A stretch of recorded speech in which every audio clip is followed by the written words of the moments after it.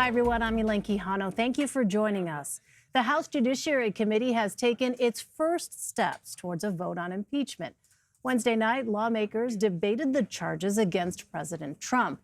For more than 3 hours, committee members made their final cases either for or against the articles of impeachment.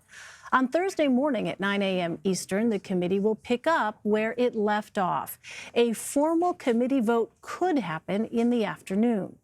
Democrats are bringing 2 articles of impeachment against the president: abuse of power and obstruction of Congress. The charges stem from allegations the president withheld nearly $400 million in military aid and a White House meeting with Ukraine in exchange for an investigation into his political rival, Joe Biden. Here are some of the key moments from the hearing. If the president can first abuse his power and then stonewall all congressional requests for information, Congress cannot fulfill its duty to act as a check and balance against the executive, and the president becomes a dictator. We have spent all year in this committee trying to impeach the president. The big lie that we're hearing perpetrated tonight is one: the end justifies the means.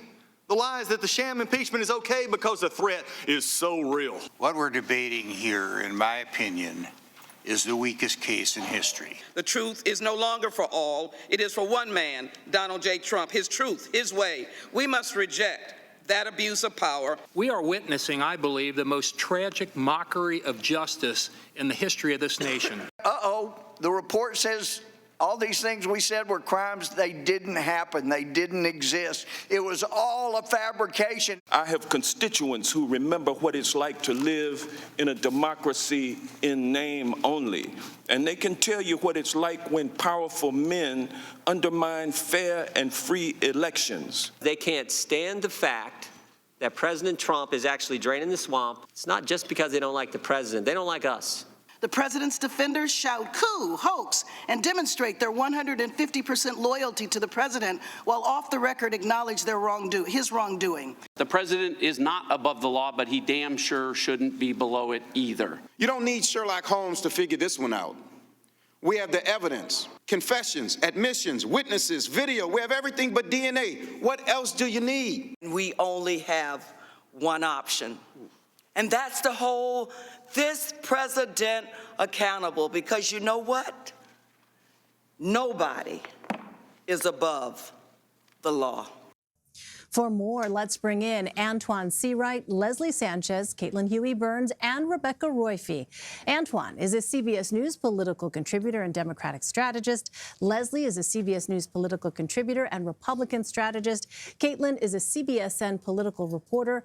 And Rebecca is a CBSN legal contributor and a former assistant district attorney in the New York County District Attorney's Office. Welcome to all of you. So, Caitlin, let me start with you. About 3 hours, we heard the back and forth and the debate, but this was really an opportunity for the lawmakers to once again restate their case for or against impeachment.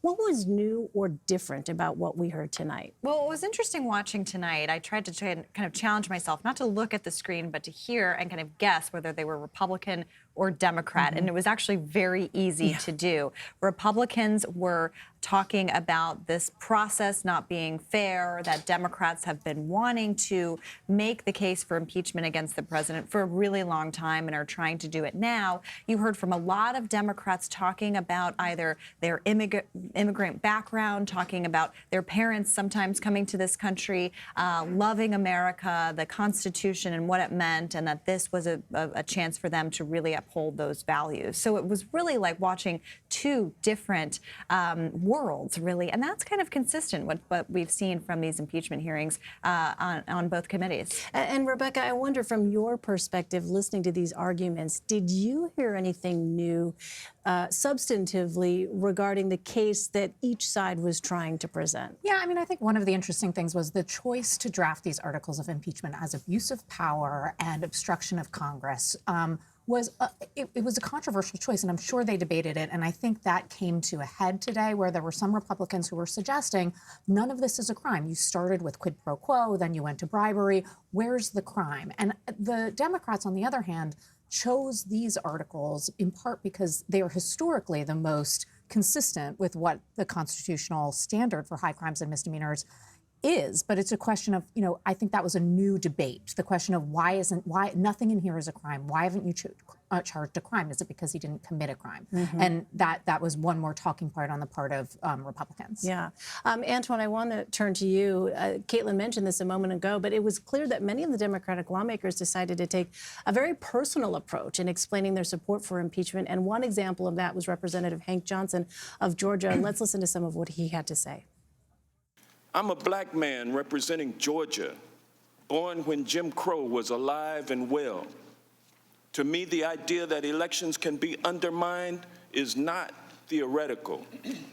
I have constituents who remember what it's like to live in a democracy in name only, and they can tell you what it's like when powerful men undermine fair and free elections. They know our democratic process is fragile. We're here because President Trump tried to sabotage that democratic process. He didn't want to let the voters decide. He decided to cheat in the upcoming election, and he got caught. All right, so Antjuan, more broadly, why take that kind of personal approach? Well, Elaine, I tell you all the time, my story, my life experience of being the grandson of sharecroppers from South Carolina. And for some of us, the right to vote is very sacred and it's precious. And we have not always had it. And the idea that the leader of the free world in this environment is willing to give that up or to shop that out for his own political gain, I think that's why you make it personal. And for so many members of Congress, and I've spoken to many of them, this road to go down of impeachment is so personal. Again, you've heard it time and time again. No one came to Congress, I believe, to impeach a president. They came to do the dedicated work that the people who sent them there asked them to. And here we are in this historical moment, all because of a decision made by Donald Trump, not no one else. The Republicans can say what they want, but we would not be in this posture of article of impeachment without Donald Trump asking a foreign entity to dig up dirt on his political opponent and withholding funding from that entity for his own political benefit. So while you had Democrats, Leslie, talking about their reasons for supporting impeachment, I want to play some of what Republican Congressman Jim Jordan said about Democrats and their motivations. Let's listen to some of that. They're never going to stop with their attacks because they can't stand the fact that President Trump is actually draining the swamp and doing what he said he would do, and most importantly, getting results. Taxes cut, regulations reduced, economy growing at an unbelievable pace, lowest unemployment in 50 years, Gorsuch and Kavanaugh on the court, out of the Iran deal, embassy in Jerusalem, hostages home from North Korea, and oh, by the way, a new NAFTA agreement coming any day now. They can't stand it, and they're never going to stop. And it's not just because they don't like the president. It's not just because they don't like the president. They don't like us. They don't like the 63 million people who voted for this president. All right, so Leslie, that is a theme that we have heard repeatedly, including from the president himself. I wonder at this juncture, how critical is it for Republicans to stay on message, particularly when early on, as this impeachment discussion was really kind of gaining steam, there did not seem to be a cohesive message or defense on the part of the White House or Republicans. Right, and I think the Democrats made it a lot easier for Republicans to coalesce around the idea of how highly politicized it is, how it's really antithetical to one individual. And they talked about more than a dozen members who've already supported the idea of impeachment before the July phone call. So there's enough foundation there to show that this is not a consensus-building impeachment. This is really one that's being driven entirely by the Democrats for their own political purposes. And for that reason, despite the grandstanding, despite that moment, and I did enjoy Congressman Lowe was talking about the Luke Carrera's speech in Spanish. I mean, I really, mi gente, I like it, thank you. But despite all of that, kumbaya, this isn't that moment in time for them. They're not auditioning for their next step and look for the footnote in history. This is really a fracturing of a process that shouldn't be so polarized. And I think that falls on the heels of both parties. Yeah, Antjuan. Hey, Elaine, I want to say this. because part of my job for a living is to work with the campaign arm for the House Democrats. And I can tell you, yes, there were some members of the caucus who wanted to impeach the president, but if you notice, that notion was rejected by the totality of the caucus on more than one occasion. So this idea that Democrats signed up to just impeach Donald Trump is just flat out wrong. It was not an easy decision to come to because we know what impeachment means for the country. But the Republicans want us to think that it's okay to give Donald Trump a pass or ignore certain things when it's not.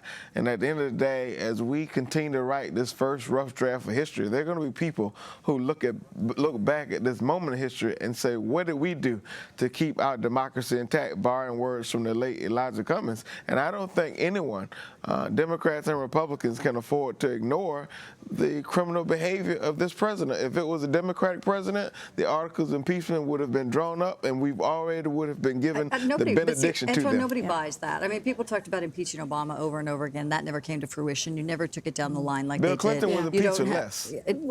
Bill Clinton was convicted of perjury. So there's some distinct differences. There was a crime. Yeah. All right. Let me turn to this because when we talk about the law, you have Rebecca, Congressman Raskin of Maryland, former constitutional law professor, opening his remarks by talking about the Nixon impeachment inquiry. Let's go ahead and listen to some of that. No man, not even the President of the United States, is above the law.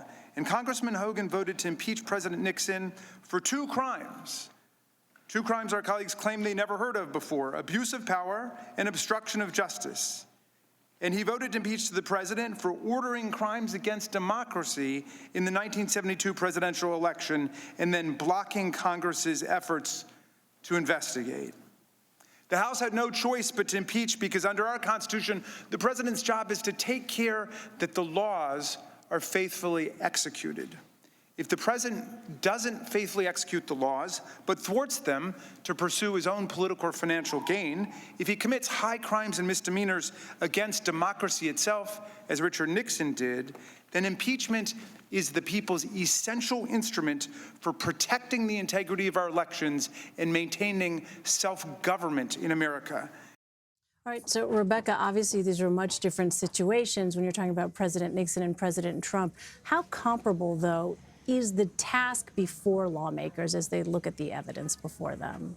Right. I mean, I think that what Representative Raskin was doing was trying to create a historical precedent for this. Just as the Republicans are saying this is unprecedented, he's explaining how it had precedent. So there are a lot of similarities. And I think, in some ways, if nothing else, coming out of this is an amazing civics lesson to the extent that anybody's listening. That was a very succinct way of explaining a big part of our constitutional structure. And I think part of what has happened recently is we've kind of lost that civic understanding. So this historical moment, as divisive as it is and as problematic as it is, at least that's a silver lining, is that I think people are becoming more aware and understand more what this system is and what it's about. Yeah, I mean, I wonder what you think, Rebecca, is the message that's being sent about the strength of our Constitution and the ability of this process, an impeachment inquiry, to really excavate facts, though. I mean, some might look at it and say, well, given how partisan this climate is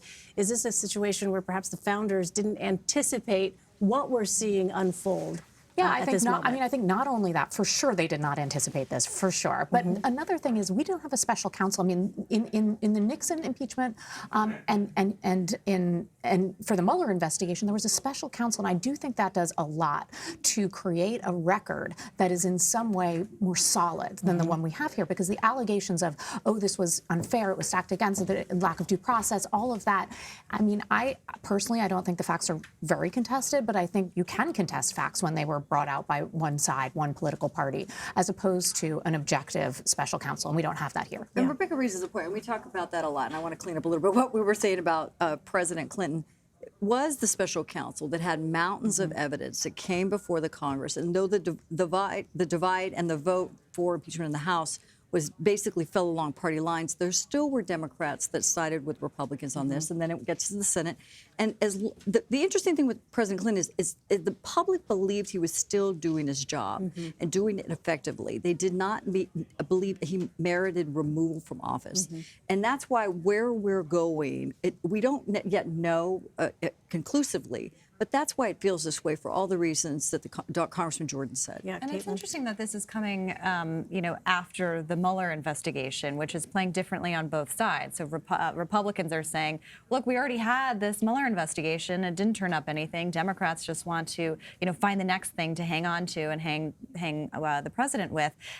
Democrats, meanwhile, are arguing, look, there's a pattern of behavior here. And when you look at the calendar and you look at when the Mueller investigation finished up and when Mueller testified and when Donald Trump picked up that phone call and made that call to Zelensky, they're kind of establishing a pattern of behavior. So I think when Democrats came out with these articles, they really tried to make this narrow in scope and not including Mueller. And, you did have some pressure building from some members wanting to do that. And so this was an effort for them to really kind of keep the caucus together. And we'll see if they're able to do that. You're looking at the Judiciary Committee and you're trying to figure out kind of where the vote will go. And it looks very partisan at this point in time. But the Democrats will also have to work on, keeping moderate members here as they're looking at the polling, as the public's assessing this. That will be a tough decision for some of them. So, Leslie, speaking of the call, is it problematic for Republicans when you have President Trump continuing to say the call was perfect?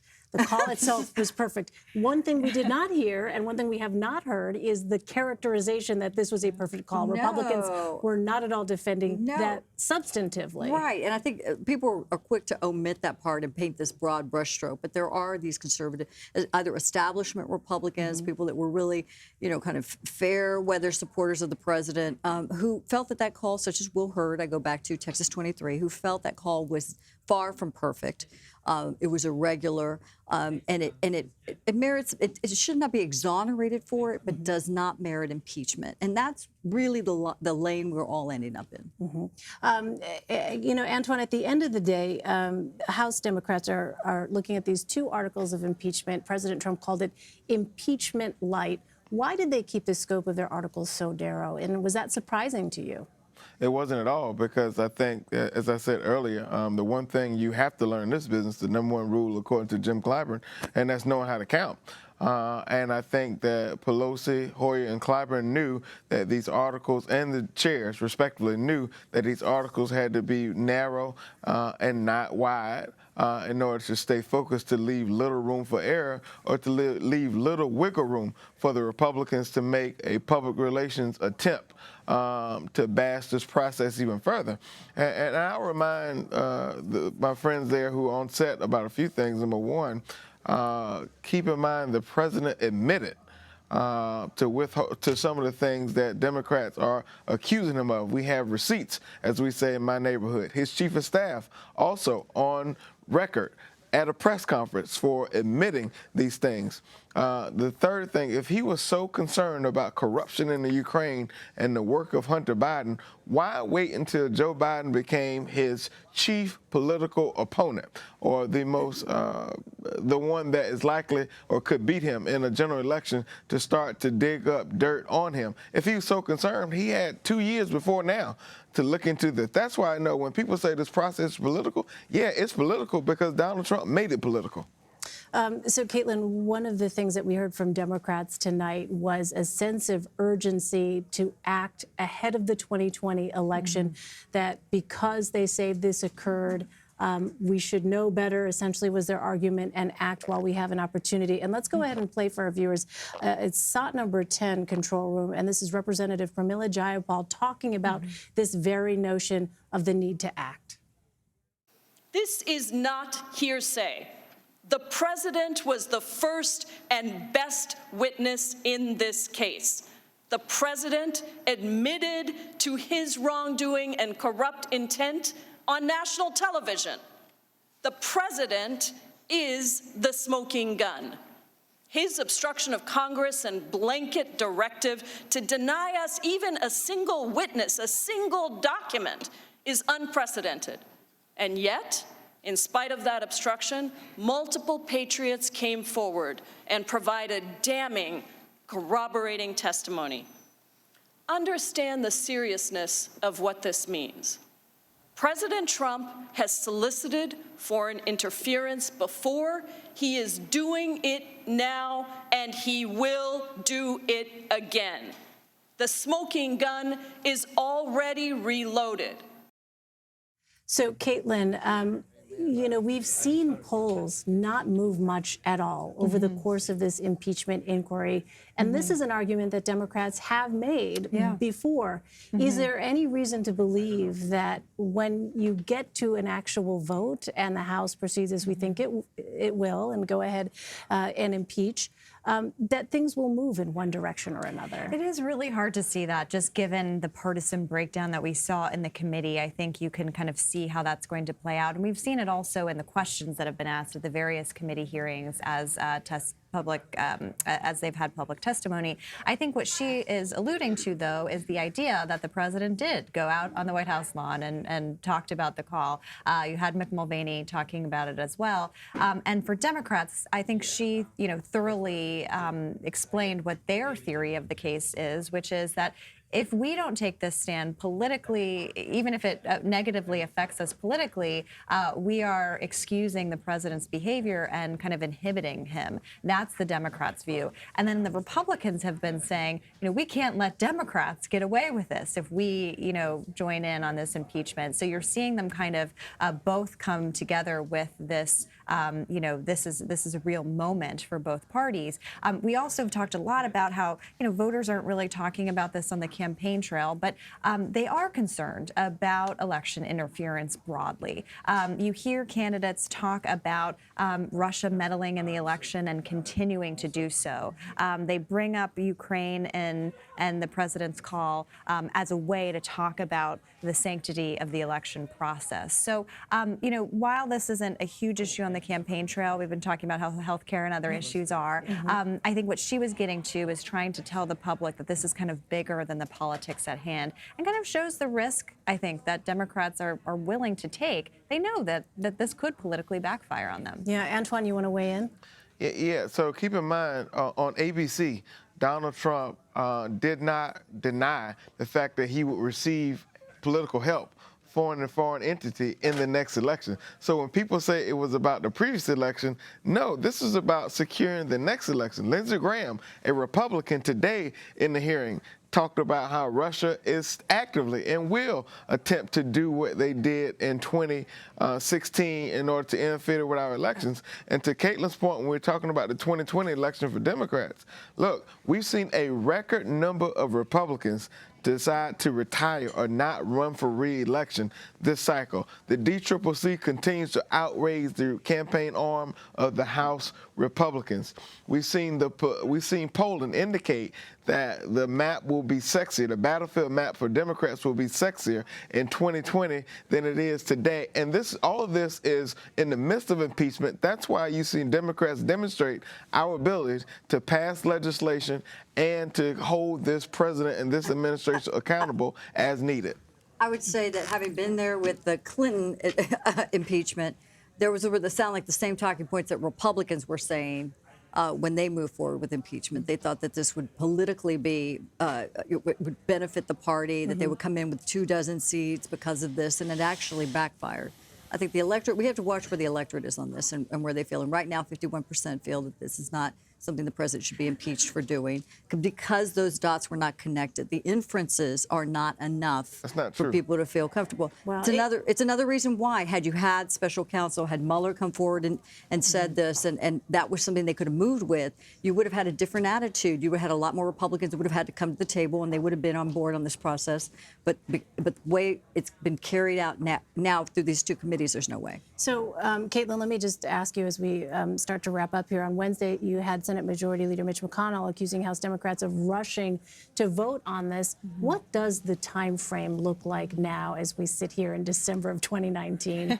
Well, members of Congress want to go on their Christmas break, and they are expecting to move forward quickly. So looks like they'll have a markup and a committee vote, and could have a vote next week before Congress wraps up for the holidays. And they also need to get through a lot of other things, funding the government among them, and some other items. And it's not clear that they want to kind of end on this. The Senate, though, the timeline is critically important for a lot of different people, for the members of the Senate who are running for president, who want to be spending more time in Iowa than back in Washington, and for the president himself, who is also running for a re-election and trying to, at least his campaign is trying to highlight things like the unemployment numbers, highlight this trade deal, and some other items. But it also goes to show that I think, there is this question of, will we still be talking about impeachment in November? And you can see that the president, talking about it at his rally last night, you can see him kind of maybe keeping this up